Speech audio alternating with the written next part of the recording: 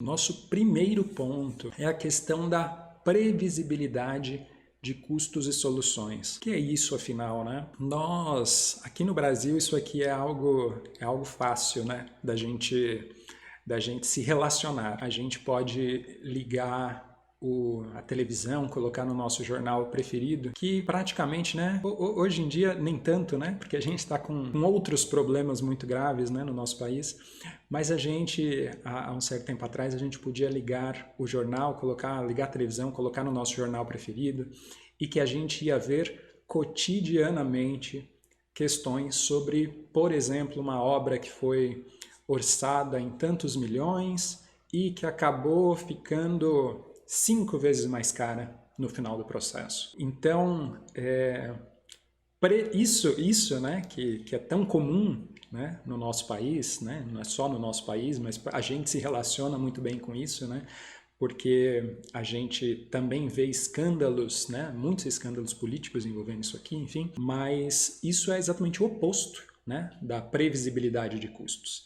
Então, nós temos uma capacidade, né, de previsibilidade de custos historicamente muito baixa. E a gente vê isso não só nessas grandes obras governamentais, das quais a gente vê notícias nos jornais, mas a gente vê isso acontecer também nas obras, nas pequenas obras, naquelas obrinhas residenciais, e provavelmente alguns de vocês que estão aqui comigo já atuaram também, atuam talvez. Isso acontece. Para a gente driblar isso, né, e minimizar, é muito importante a gente começar a desenvolver soluções para garantir uma maior previsibilidade de custos, né? E não só de custos, mas de soluções também, né? Porque, voltando, né, aos mesmos exemplos, a gente não vê só o custo sendo alterado drasticamente, muitas vezes, né, numa obra, mas a gente vê também soluções sendo alteradas, né, questões de projeto efetivamente sendo alteradas,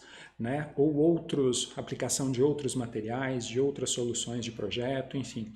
Então, a previsibilidade de custos e de soluções é algo fundamental num mundo em que a gente precisa cada vez mais de transparência, em que a gente precisa cada vez mais lidar com a escassez, né, das coisas, e em um mundo em que a gente precisa também cada vez mais gerir, né, não só a coisa pública com absoluta, de novo, transparência, com absoluto rigor, com absoluta previsibilidade das situações, né, mas também no âmbito pessoal, né? Então, alguém que contrata, né, os nossos projetos de engenharia, de arquitetura, que depois realiza a sua obra, é fundamental que essa pessoa tenha um rigor maior na previsibilidade de quanto aquele empreendimento vai custar para ela, né, de quanto aquela casa vai custar para ela, de quanto aquele edifício comercial vai custar para ela de fato,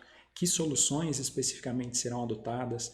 Então, é importante que tudo isso esteja casado, e isso vai ser cada vez mais demandado de todos nós, né? E isso é uma responsabilidade que é muito, muito nossa, né? Aqui da nossa atuação, efetivamente, né? Então, quanto mais bem desenvolvido, por exemplo, é o nosso projeto, né? Quanto mais detalhado ele é, né? Nós chegarmos de fato, por exemplo, a um projeto executivo, a nossa capacidade de previsibilidade de custos e de soluções é infinitamente maior do que se nós desenvolvermos apenas, digamos, um projeto legal, né? Um projeto, um anteprojeto, enfim.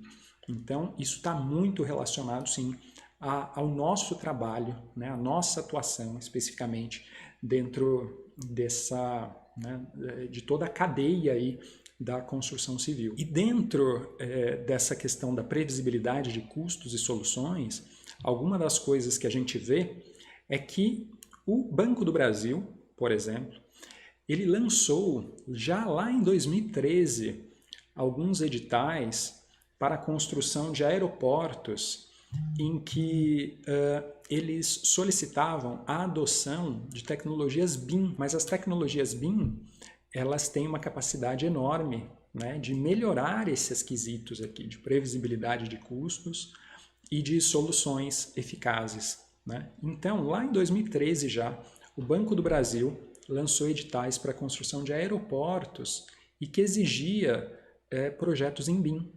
E o principal argumento para a adoção da tecnologia BIM foi justamente a maior segurança e a maior previsibilidade dos custos e das soluções nos projetos. O governo do Paraná, da mesma forma, o governo do Paraná já adota, né, e incentiva a contratação também de projetos em BIM.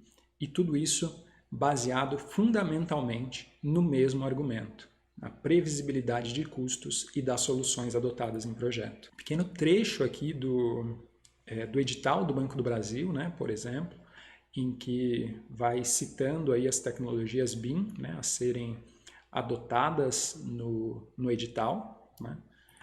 A gente tem também no governo, em relação ao governo do Paraná, né, especificamente, a gente tem as ações de diversas secretarias e departamentos que fazem justamente a gestão e a implementação dessas iniciativas utilizando tecnologias BIM para a contratação de obras e projetos lá no estado do Paraná. Tá? E, de novo, com o argumento principal de que nós temos que ter maior previsibilidade de custos e das soluções adotadas em projeto. Então essa é uma das tendências importantes que a gente tem para o futuro e é algo para o qual nós temos que nos adequar e temos que estar prontos para responder à altura.